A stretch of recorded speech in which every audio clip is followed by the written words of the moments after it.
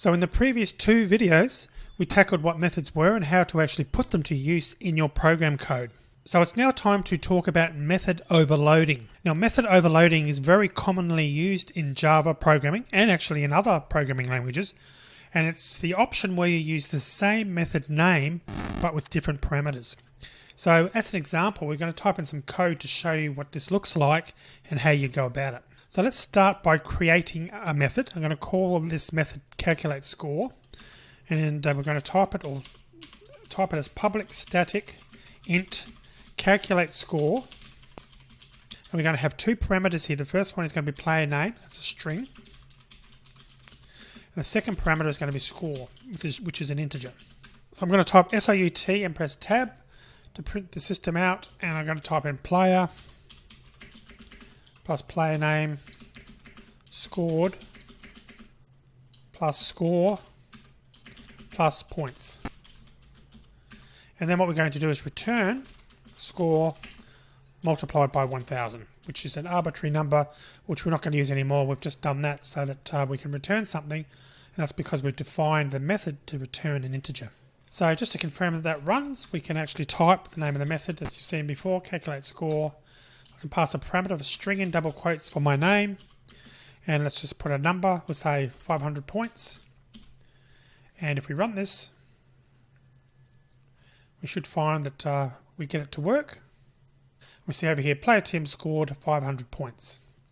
And if we wanted to, we could take the value that's returned, because that's what return does. It actually returns whatever the amount is back to, in this case up here on line 6. We could change that if we wanted to put new score equals calculate score, because you can see that on line 12 we've multiplied score by 1000, and we could print that out as well. But new score is plus new score. We run that just to confirm it works. New score is 500,000, which of course is 500, which we passed, times 1000 is 500,000. So that's how you use a value that you've calculated in a method and return it.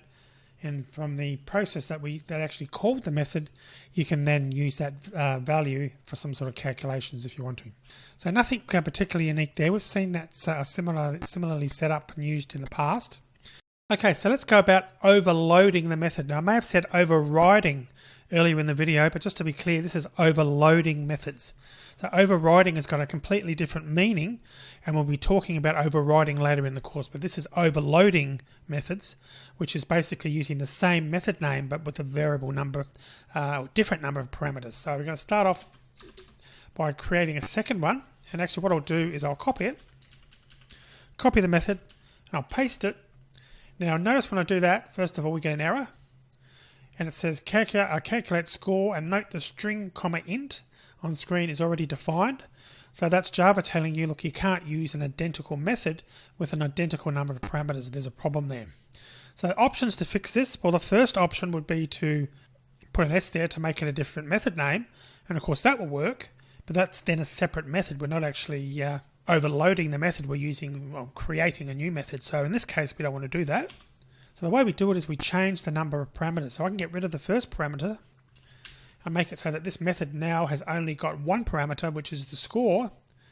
And notice that the overall error went away, that we've got an error here now on line 17 because we're trying to access a variable with a parameter that no longer exists in this particular method. So I'm going to put unnamed player,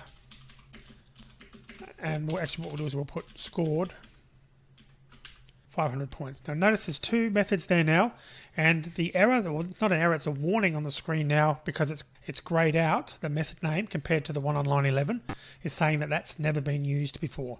So that's just IntelliJ saying, look, by the way, you've created this overloaded method called calculate score, but you're not using that particular one. You're only using this first one, which is in the brighter color, and you can see that we're using that on line 6. So we can still run that, and we still get the same results we got prior to overloading the method. But to actually use the second method, what we need to do is we need to type it. Now notice when I started typing, IntelliJ now shows us that we've got two methods here, and we can select which one we want. So if I select this top one with the single parameter, press enter there, Noting that there's two options on the screen now. IntelliJ is sort of saying, well, there's two ways that you can access these methods. You can either use the first one, in which case I need a player name and a score, or I can use the second one, in which case I only need a score. So I'm going to use the second one and just say type in a value like 75. And you can see that that's valid. And that's now going to call that second method if we run it. So let's run it to make sure that does work. Unnamed player scored 75 points, which is clearly the code from the second method.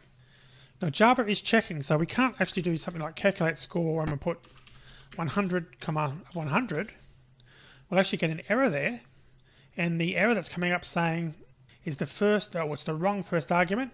Found int required a string. So what IntelliJ is saying there is, well, okay, if you want to call this overloaded method with two parameters, I know that you've calculated and set up one on line 13, but that needs to be a string.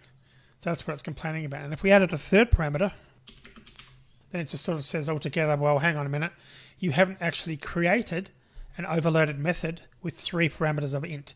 Now notice that it's actually saying int, comma int, comma int, and the point to all that is that what makes it unique is the data type in the parameters. So it's not what you've typed in for the parameter name. That can be literally anything you want. That's no problems.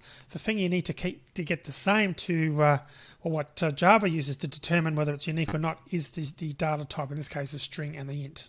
Okay, so let's do one more. Let's try and create a method now that's got no parameters. That's a third one, and at the moment that's going to come up and say can't resolve method. And that's just as in the case as if you made a typo creating a new method. This is now saying, well, hang on, you haven't got a method with that name. So let's now try and create another overloaded method with no parameters. The way we would do that is we get rid of the parameters and then we put no player name, no player score. And we can't return anything, so let's just return 0. Can't return anything because we can't calculate anything because we haven't got a score to work with. You'll notice that that's now valid and we can actually run that. So we run that now. You can see we've got all three methods working on there and they've all got separate output, and you can see that output working quite nicely on the screen. So what we're trying to do here, when we're overloading a method, we need to create a unique method signature. So the signature is essentially here is the unique part is the actual method name. You can see that's the same in all three cases here, but it's also then the parameters. Now you might think that you could change something here. You could say, well, okay, let's create another method, calculate score. I'm going to copy that and paste that. But let's make it a different return type, or make it maybe a void instead of an int. So to return a void instead of actually, and I'll get rid of that, because there's no return now because it's a void. So you might think you can do that by changing the return type. Does that make it unique? But the error we're going to get here says calculate score is already defined. And what Java is telling you is that just changing the data type of the return type, the type of data that's going to be returned from the method, doesn't change the overall signature. So you do need to change the number of parameters there to make it unique. So I'll just delete that line again. Okay, so that's essentially how overloading of methods work. So what I'm going to do now is issue with a challenge to get you to do some overloading of your own. So I'm just going to paste in what the challenge is, and then I'm going to get you to go away and have a go at doing it, and then ultimately I'll actually do it on screen for you as well. So let's paste that in up here. So here's what needs to be done. So we need to create a method called calc feet and inches to centimeters, and that needs to accept two parameters. First parameter is feet, and the second one is inches. That's the second parameter. Both should be of type double. And I mentioned towards the bottom of this section in the hints area to use doubles for your data types. That's the best way to calculate here. But I also want to show you or get you to do some validation. So in other words, we want to confirm that the data we're working with is valid. So you need to first check that the first parameter feet is greater than and equal to 0. So long as the number is 0 or higher, we're going to say that that's a valid number that we can work with. So in other words, we're not going to accept numbers that are less than 0. And for inches, the second parameter, we want to make sure that it's greater than or equal to 0, and that it's also less than and equal to 12, which is the valid range of inches when you're looking at feet and inches together. Now, if you find that either of those conditions fail, so in other words, if feet is less than 0 or inches is less than 0 and inches is greater than 12. So if it's outside that range, in other words, you want to return -1 for both those scenarios. But if the parameters are valid, so in other words, we've got a valid feet parameter and valid inches, and we've validated that it's within the range that we want to work with, at that point, I want you to calculate how many centimeters comprise the feet and inches parts of this method. So you need to take the feet and inches, convert them to centimeters, and actually return that value back to the method that's calling it, and also print it out on the screen. Now for the second method, where we're going to overload this first method, so it's going to be obviously the same name, but we're only going to use one parameter, and the parameter is going to be inches. So we need to validate it again, and in this case you only want to validate that it's greater than or equal to 0.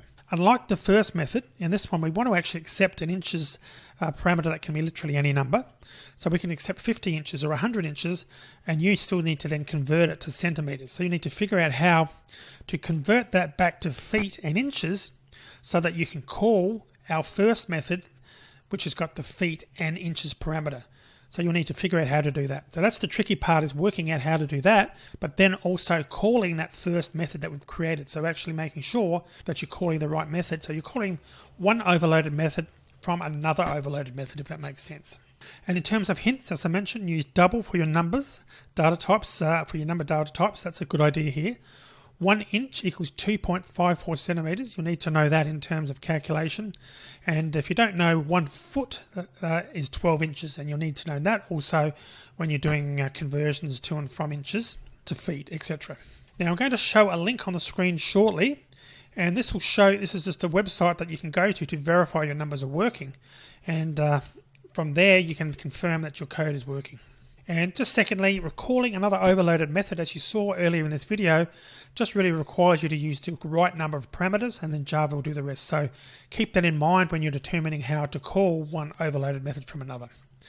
Let's go and have a look at this website before I pause and let you go away and create or your version of the code. So there's the website on screen there now, and there'll be a link to that in the resources section. So we could type something like 6 for 6 feet, and that's 182.8800 centimeters. So you'll just type in either the number of feet or the number of feet inches, or just the inches, and this will tell you what the centimeters are, and from there you can confirm that your code is correct and working properly. Okay, so that's it. So pause the video now, go away and complete the challenge, and when you're done and you want to come back and see what I've done, come back and I'll show you my solution. Pause the video now.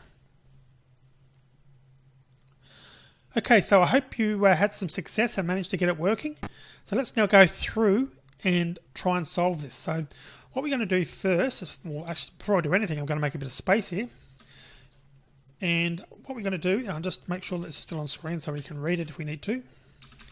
Let's create our first method. So it's going to be public static double, and it was calc feet and inches to centimeters. And remembering that I asked for 2 parameters, the first one was double feet, double inches, like so. And we've got the double to return because we're going to ultimately return the number of centimeters. So what we need to do is some validation. So we need to make sure that feet is greater than or equal to 0. And we need to make sure that inches is in the range of being 0 or greater, but less than or equal to 12. So we're going to use some if logic and also use the ampersand as well to chain together some and conditions to do all this checking on one line.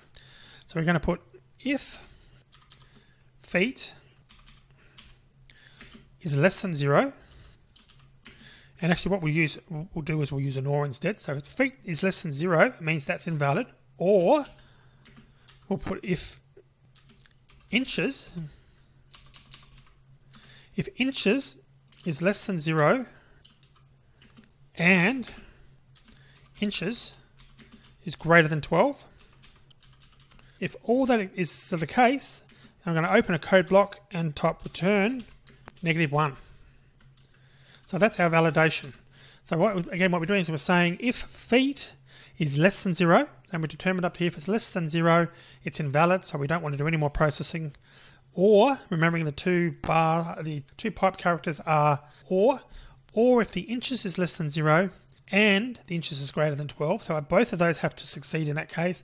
So inches has to be less than 0 and greater than 12. So if it's outside the range in both those scenarios, we're going to return -1.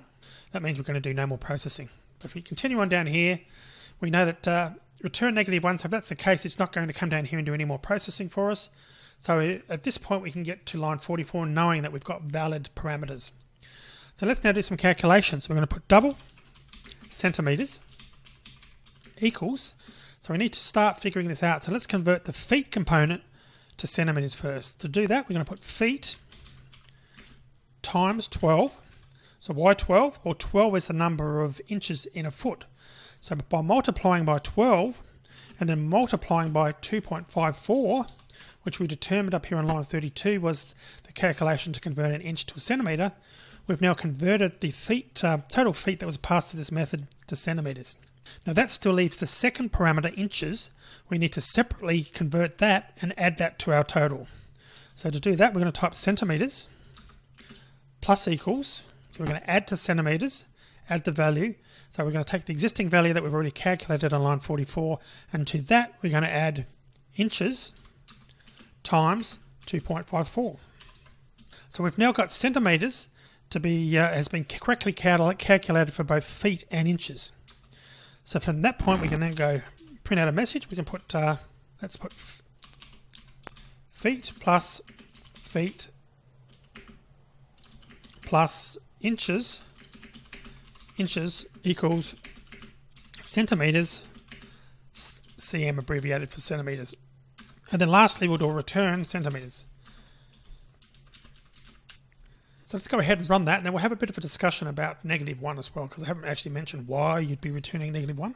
So let's run this first. Actually, before we run it, what we need to do is call it something, because this is telling us, by the way, that, okay, you've defined a method, but you've never used it. So let's put an example up here, and let's put calc, and we'll say, let's start with a 6 feet 0 inches, because we did that before. And just as a refresher, we determined that it was 182.88. That should be the number that we're looking for. We'll run that. 6 feet 0 inches equals 182.88 centimetres. So that's good. We've got the calculations correct. And let's just try one more. Let's try, say, 7 foot and 5 inches. We'll run that. 226.06 centimetres. And we'll go back to our website and we'll make this 7 foot 5 inches, 226.06. 226.06. So clearly that's working. The other thing we can try and do here is let's try and make that a -1 and a 1. We should get an error there if we run that. It's just a bit confusing. I won't make it -1. Let's make it, say, -10. Run that. Now notice we haven't got a message at all.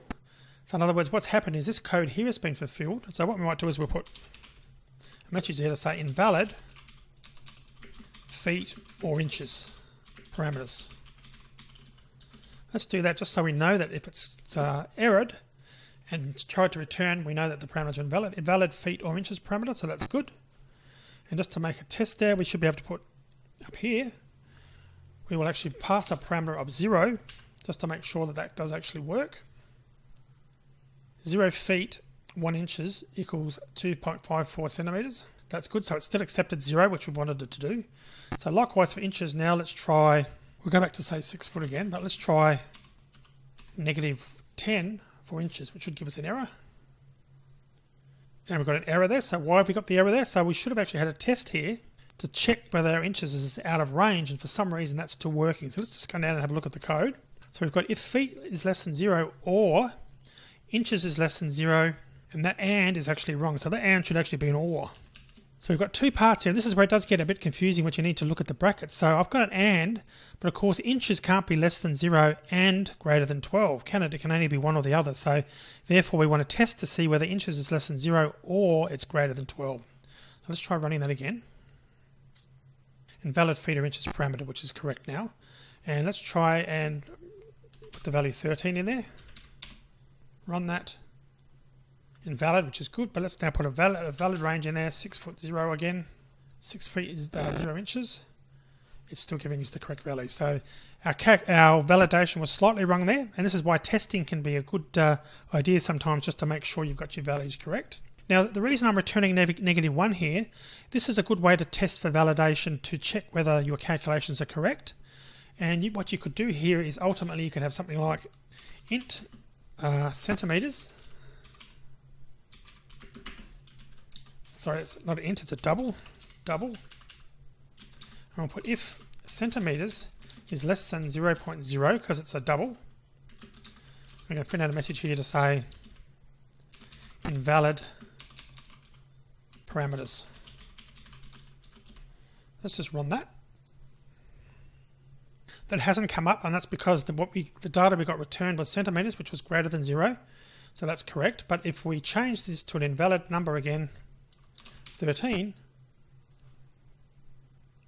invalid parameters, as you can see there. So that's just a way of checking your parameters, and -1 is something that's commonly returned if there is a fault, if there is actually a problem with your code, and you could test for that like I've done here, if it's less than 0.0, or I could have done an equals test to see whether it equals 1 to print out an error message. So that's why I've used -1. Okay, this video is getting quite long, so let's see if we can finish off this second method and then end it. So what I'm going to do for that next method is I'm going to copy just the first line.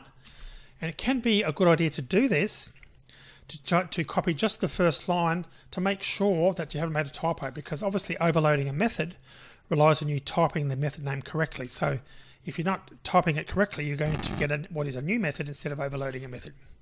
So at the moment that's complaining because we've got another method of the same number of parameters. Let's change this now so it's just got inches, because if you recall, the second method only accepts inches. And a validation is that it's greater than or equal to 0. So this is much easier. So our validation should just be if inches is less than 0, return -1. So that's our only options here, is to check whether it's less than, if it's less than 0, then it's an error. So now what we need to do is we've got an inches parameter, but we need to call the overloaded method on line 43, and that needs us to pass the feet and the inches. So we need to convert the inches to feet and inches, if you know what I mean. So we need to extract firstly the number of feet that are in our inches, and then whatever the remainder is going to be the number of inches that form as part of the second parameter. So to do that, I'm going to type double feet equals, and I'm going to use int here, and that makes sure that it's converted to a whole number, inches divided by 12. So whereas we used multiplied by 12 on line 50, in this case we're dividing it by the inches by 12 to get the number of feet, and then that's the first parameter we're going to use, and the second one is going to be inches, so we're going to call it remaining inches, and we're going to use the remainder operator for that. So the way we can go about doing that is we can just put int, again we want a whole number, it's going to be inches remainder 12. So basically, again, as you saw in a previous video, using the remainder operator, it takes whatever you've typed as a number, divides that total number by that, and gives us the remainder. So in this case, what we're doing is we're basically dividing the inches parameter by 12, and whatever's left over from that is going to be put into our remaining inches. And we're doing that obviously to get just the remaining inches after the feet has been calculated. Once we've done that, we can actually output it. So let's do some output, and it's going to be, we'll type inches. Inches is equal to, we'll put feet, and remaining inches.